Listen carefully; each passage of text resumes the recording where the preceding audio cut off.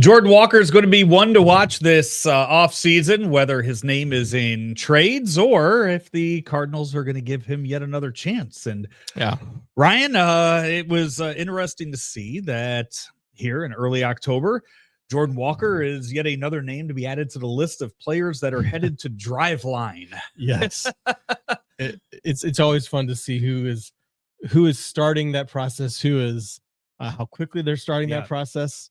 You know, it shows just getting out there and getting moving. It shows that there's an acknowledgement, at least, which I mean, there should be, obviously, but it shows that it's there, that he's immediately starting to work on some of the issues that he had. And it's a good thing he got a good start, because there were a lot of issues over the last couple of years. I think Cardinal fans probably familiar with the term Driveline, or knowing, where I've heard that before. Yeah. Nolan Arenado was there a few years ago working on his swing. It's I'm just reading this right off their website. The premier data-driven baseball player development organization in the world. Premier organization in the world. They train players through state-of-the-art motion capture assessments, along with physical therapy evaluations and specialized assessment, retest-based pitching, hitting, and high-performance coaching. So he's just kind of putting himself in there to get looked at by all different angles and figure out where he can get better. Right. And I think one of the things that places like Driveline,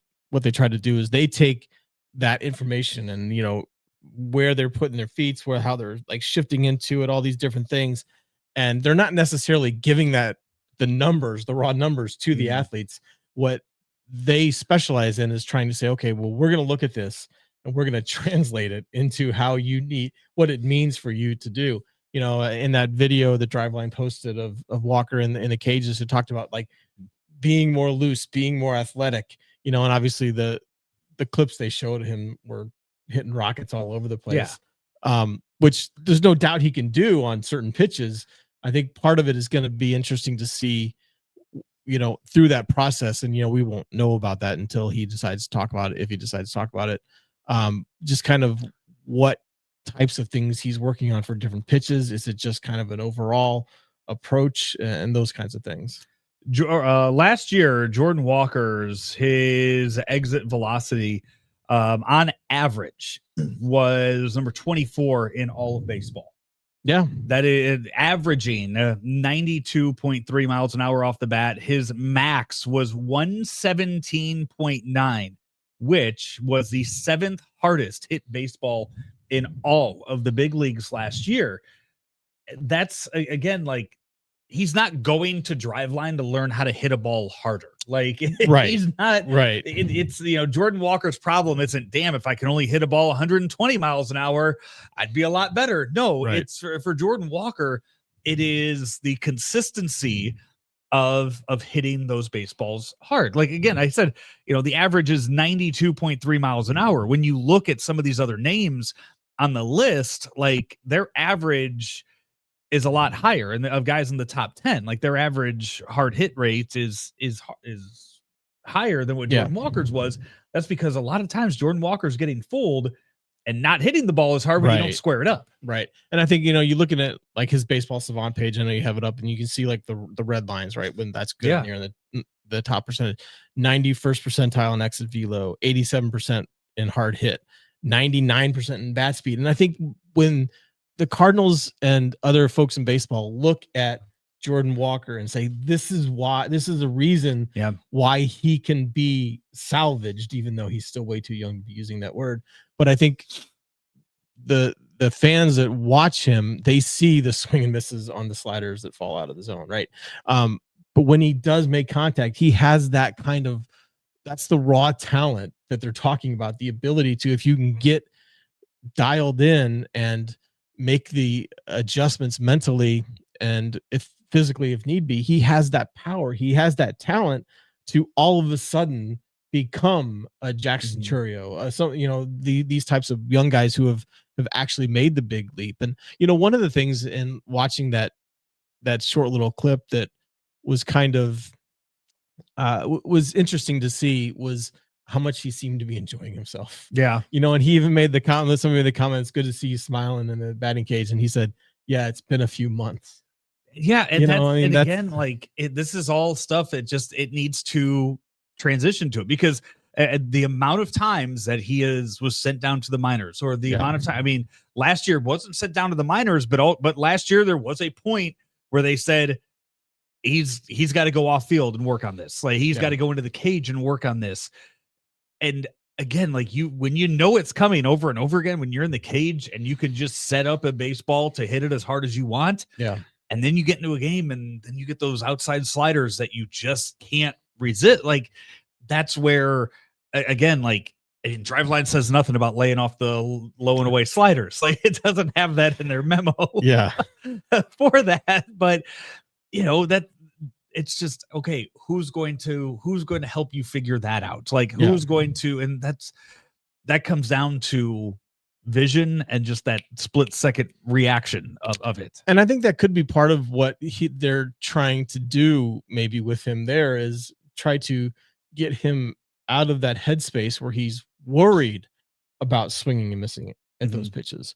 And so you're trying to create an environment at the plate where you're more excited about what you can do, as opposed to worrying about what you might do unintentionally and those types of things. So, I mean, and again, it's they posted that on October 9th, right? There's a long time. And I'm curious, and I'm sure we'll find out, like, where the Cardinals factored into this. Is he going on his own? Is it part kind of a, I would have to think they told him something like, hey, you got to change something. Right. But I mean, did they set it up? Like, and that's what I'm curious. And I'm sure, like I said, I'm sure we'll find out, but to see him there, I mean, if nothing else, it was a fun clip to watch, right? Does it mean anything?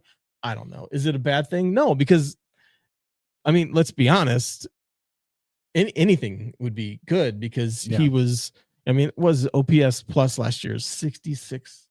He was 34% worse than the average major league hitter. I'm going through and I'm looking at different numbers here with the exit velocity and the barrels and everything. And it's just, again, like, nothing that you and I are saying right now is any kind of groundbreaking, like, investigative reporting that the Cardinals haven't done, that Jordan Walker doesn't know, that the Cardinals don't know, that I think the average fan that watches a game sometimes I can see it being easy to kind of, like, lose all those things as you watch him swing and miss 7 times in a game. And it's one of those where, you go back to the fact that hitting a baseball is the hardest thing to do in sports. And he's ridiculously Jordan Walker's proving it again and again, that you have all this talent in the world to hit a ball as hard as he does, and you're just not, you're just not doing it. Yeah. I mean, it's a big year. It's a big off season for him. I mean, and Bernie's talked about, here on his show many times, like, he probably needs an extended period in AAA, partially to reset. And by extended, Bernie's talked about maybe the season, right? Yeah. To just reset. And I think that's part of maybe what doing a Driveline type experiment is getting into a different scenario, right? Whereas, Bernie talked about being in the minor leagues, it's a different scenario where you don't have that everyday worry of performing in the big leagues right now at his point in his career. Same way with Driveline, or anywhere that hitters or pitchers choose to go to kind of retool things in the off season. It's just a different location. It's a different mindset that you can allow yourself to get into, because you need to work on things. But, like, here, he doesn't have to work on something for tomorrow. Mm-hmm. He's not going to get exposed tomorrow, and then again the day after, and again the day after. Here he has a chance to just say, okay, I can work on this without having to try to deal with all these other things. I think that's part of the advantage, and that's why teams have embraced, this isn't the old days where, ball players would go work second jobs in the off season and start to get into shape, 2 weeks before they reported to spring training. It's just, when you see the numbers, when you see the good numbers with Jordan Walker, it just, man, it makes it seem just so damn hard to trade him. Like, it's just one where it's like, you can't, it seems like it's right there and so close, and you don't want to be the team that let him walk away. Yeah. I would love to be kind of privy to some of the things that Driveline is talking to him about. Cause I mean, like, you looking at his Baseball Savant page, at 91st percent average exit velo, but 4% expected batting average. Yeah. Like that should not be possible. Yeah. And again, that kind of goes to what you were talking about, because it doesn't, exit velo. If you swing and miss at the pitch that drops off off the outside part of the plate, that doesn't factor into exit velo because you haven't touched it. Exactly. So, but it's the contrast in his Savant page it's all dark blue or all dark red. And there's more dark blue, Yeah. but there's not a lot of those kind of like lightly shaded colors on the page. So that's it's nice to see putting in the work. And as he said, it's his winter already in October. So while others are playing, he's already in there. He's not taking time off. He's just getting right back into it. And without a doubt, will show up to Jupiter in February in the best shape of his life. Everybody does. Like many others. Just hopefully the baseball is being hit. And if that's the case, you'll get to see a side of Jordan Walker that was drafted when he was back 5 years ago. Yeah. Well, we'll keep an eye on it and look at who else might end up through there in the off season for the Cardinals, and keep you up to date on all of that right here on STL Sports Central. This is Card Central 365. And as always, our content is brought to you by DraftKings. The crown is yours. Hey, Missouri, get ready. The wait is almost over. DraftKings Sportsbook, America's top-rated sportsbook app, is coming soon to the Show Me State, and you can sign up today. New Missouri customers get $300 in bonus bets when DraftKings launches on December 1st. Download the app now and place a $5 bet when DraftKings goes live, and DraftKings Sportsbook will bring everything you need to elevate your game day, including live in-game betting, lightning-fast payouts, and endless ways to get in on the action, all right from your phone. And when DraftKings officially goes live in Missouri, you'll be betting with the sportsbook app trusted by millions. It's safe, it's secure, and has fast money withdrawals. Download the DraftKings Sportsbook app now and use the code STL Sports to grab $300 in bonus bets with just a $5 bet when DraftKings goes live December 1st in Missouri. That's code STL Sports in partnership with DraftKings Sportsbook.